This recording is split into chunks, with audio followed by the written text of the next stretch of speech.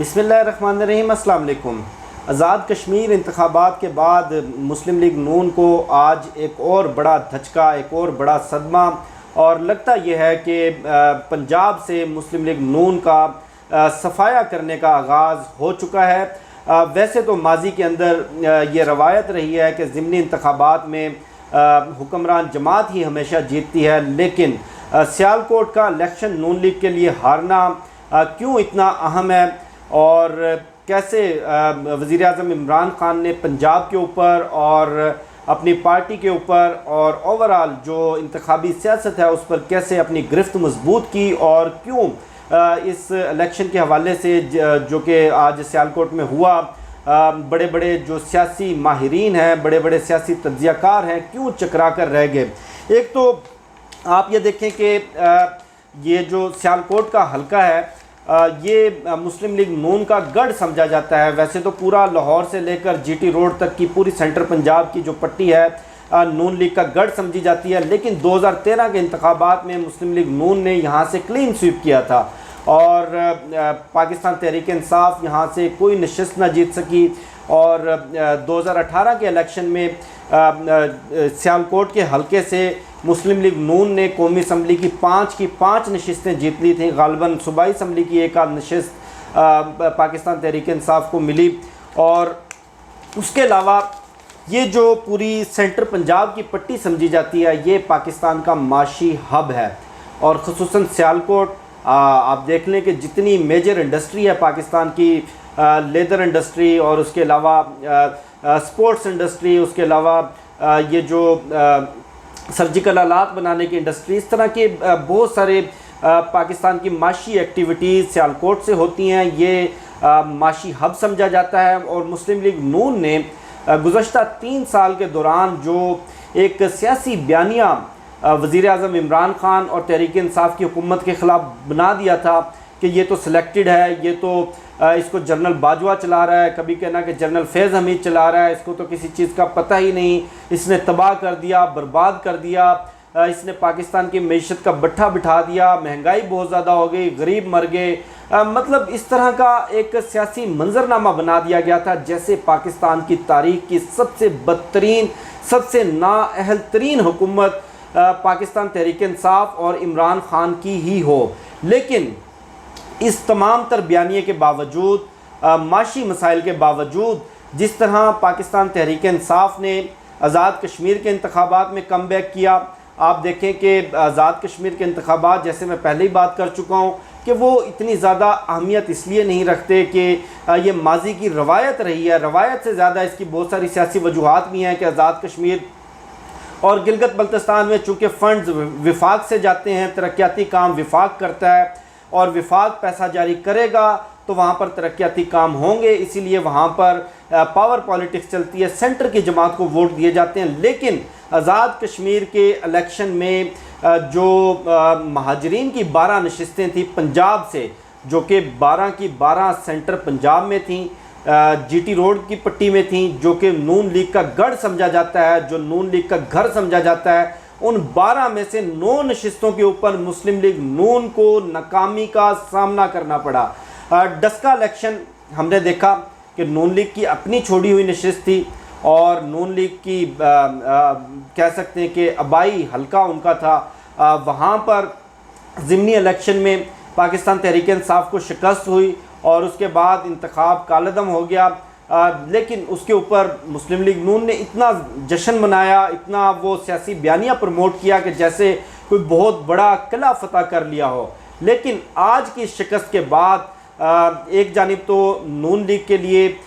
ये अलार्मिंग तो नहीं कह सकते, अलार्मिंग तो जब से इनकी सियासी कोशिशें हुकूमत गिराने की, जब से इनकी फ्रस्ट्रेशन 2018 के इंतखाबात से नज़र आ रही है, कभी मौलाना फजलुर रहमान के पीछे छुपना, कभी पीडीएम बनाना, कभी आर या पार की धमकियां देना, कभी इस्तीफ़े इनके मुंह पर मारना, कभी एक लात मारकर हुकूमत गिराने की धमकियां देना, ये सारी फ्रस्ट्रेशन अपनी जगह। लेकिन आज जिस तरह कप्तान ने नून लीग के गढ़ के अंदर आप कह सकते हैं कि एक बड़ा सुराख कर दिया है, एक बड़ा डेंट डाला है, उसके बाद 2023 के इंतखाबात में पाकिस्तान तहरीक इंसाफ को 2/3 अक्सरियत लेने से कोई नहीं रोक सकता। जो बड़े बड़े फैक्टर्स हैं, एक तो आप देखें कि शुरू के 2.5-3 साल वाकई माशी लिहाज से बड़े मुश्किल थे। महंगाई भी हुई और आवाम को उस तरह से रिलीफ भी नहीं दिया गया। लेकिन उसके बाद हमने देखा कि एक जानिब तो हुकूमत ने महंगाई पर कंट्रोल करने की कोशिशें शुरू की, दूसरी जानिब जो 2021 का बजट दिया गया,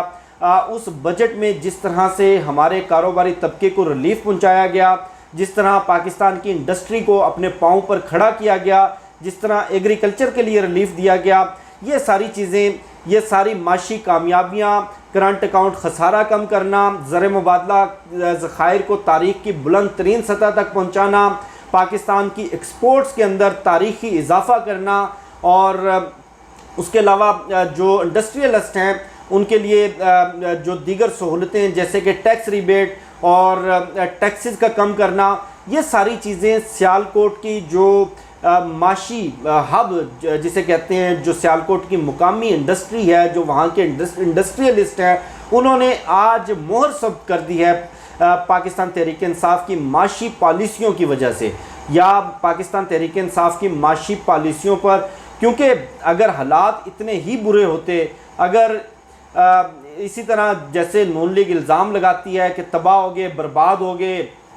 अवाम के पल्ले कख भी नहीं रहा, महंगाई ने सब तबाह कर दिया, मईशत बैठ गई, कशकोल उठा के इमरान खान पूरी दुनिया में भीख मांग रहा है, अगर इतनी ही भीख मांगने तक हालात इस नहज तक अगर पहुंच गए थे, तो इतने बड़े एक इंडस्ट्रियल सिटी से, एक बड़े माशी हब से, जहां पर बड़े बड़े इकोनॉमिक जाइंट्स बैठे हैं, वहां से तहरीक इंसाफ का जीतना इस बात की निशानदेही करता है कि ना सिर्फ पाकिस्तान की मईशत अपने ट्रैक पर आ चुकी है, बल्कि जो पाकिस्तान तहरीक इंसाफ की माशी पॉलिसियाँ हैं उनके समरात आम आवाम तक भी पहुँचना शुरू हो गए हैं। दूसरा बड़ा फैक्टर जो तहरीक इंसाफ ने नज़रअंदाज किए रखा, पहले 2.5-3 साल उन्होंने ग्रोथ की तरफ कोई तवज्जो ना दी, कोई बड़े मेगा प्रोजेक्ट शुरू ना किए। लेकिन अब शौकत तरीन जब से नए वज़ीर ख़जाना बने हैं, उनका पहला ऐलान और पहली प्रेस कॉन्फ्रेंस ही यही थी कि आइंदा जो हमारी माशी पॉलिसियाँ होंगी वो ग्रोथ बेस्ड होंगी। उसके बाद आपने देखा कि पंजाब हुकूमत ने वफाकी हुकूमत के बजट के बाद पाकिस्तान के हर ज़िले के अंदर एक यूनिवर्सिटी बनाने का ऐलान किया, बल्कि ऐलान क्या किया, यूनिवर्सिटियां बनाने का आगाज़ हो चुका है। उसके साथ साथ पंजाब के हर शहरी को हेल्थ कार्ड और उसके अलावा 10 बड़े नए अस्पताल जो कि माजी के अंदर हेल्थ के शोबे में किसी ने तवज्जो ना दी, पंजाब के हर ज़िले को और हर देहात को कारपेटेड रोड्स के ज़रिए कनेक्ट किया जा रहा है। इसी तरह जो दीगर इकनॉमिक पॉलिसीज़ हैं उन्होंने बड़ा एक अहम रोल प्ले किया है पाकिस्तान तहरीक इंसाफ की जीत में। अब जो आइंदा कामयाब पाकिस्तान मंसूबा है वज़ीर आज़म इमरान खान का, जिसमें 40 लाख घरानों को बिला सूद कर्जे दिए जाएंगे, अगर वो सही मानों में एग्जीक्यूट हो गया तो पाकिस्तान तहरीक इंसाफ को 2023 के इलेक्शन में 2/3 अक्सरियत लेने से कोई नहीं रोक सकता। अब ज़रा बात कर लेते हैं मरियम नवाज़ और शहबाज शरीफ की जो आपस के अंदर चपकलिश और जो रस्साकशी चल रही है। कल बाज़ाब्ता रद्द-ए-अमल शहबाज शरीफ का आज़ाद कश्मीर इंतखाबात में शिकस्त के बाद सामने आ गया। दुनिया न्यूज़पेपर के जो सीनियर तज्ज़ियाकार हैं सलमान गनी साहब, उनको उन्होंने इंटरव्यू दिया और उस इंटरव्यू में उन्होंने अपनी भतीजी मरियम नवाज़ को खरी खरी सुना दी, वाज़े तौर पर बता दिया कि मरियम नवाज़ की पॉलिसियों की बदौलत आज नून लीग इस नहज पर पहुंची है, इन हालात को पहुंची है कि अपने ही आबाई हलकों में जो गढ़ समझे जाते थे नून लीग का, जो मिनी लाड़काना समझे जाते थे, वहाँ से शिकस्त का सामना करना पड़ा। और शहबाज शरीफ का वाज़े तौर पर यह कहना था, बल्कि वाज़े तौर पर क्या कि उनके अल्फाज थे कि बजाय अपनी परफॉर्मेंस पे फोकस करने के, बजाय अपनी कामयाबियाँ गिनवाने के, हमने इस्टेब्लिशमेंट को, हमने फ़ौज को अपना हदफ बनाए रखा। फ़ौज जहां अपनी जानों के नजराने पेश कर रही है वहां हम स्कोर बराबर करने पर लगे हुए हैं। और जो मुल्क और कौम की सलामती है, जो कौमी और रियासती इदारों का वक़ार है, वो सियासत से बालातर है। यही हमारी सबसे बड़ी कमज़ोरी थी और यही हमारी सबसे बड़ी कमज़ोरी है। अगर इसी तरह, इसी बयानिए के साथ मुस्लिम लीग नून चलती रही तो 2023 के इंतखाबात में हमारे जो 80% उम्मीदवार हैं वो टिकट लेने को भी तैयार ना होंगे। ये शहबाज शरीफ का कहना था, यानी कि वाज़े तौर के ऊपर शहबाज शरीफ ने मरियम नवाज़ के सियासी बयानिए को और मरियम नवाज़ की सियासी पॉलिसियों को दफन कर दिया और उनके मुंह पर दे मारा। और अगर इसी तरह ये इदारों पर गालम गलोच करते रहे, अगर इसी तरह anti Pakistan, anti state, anti army इनका बयानिया रहा, तो इंशाल्लाह वो वक्त दूर नहीं जब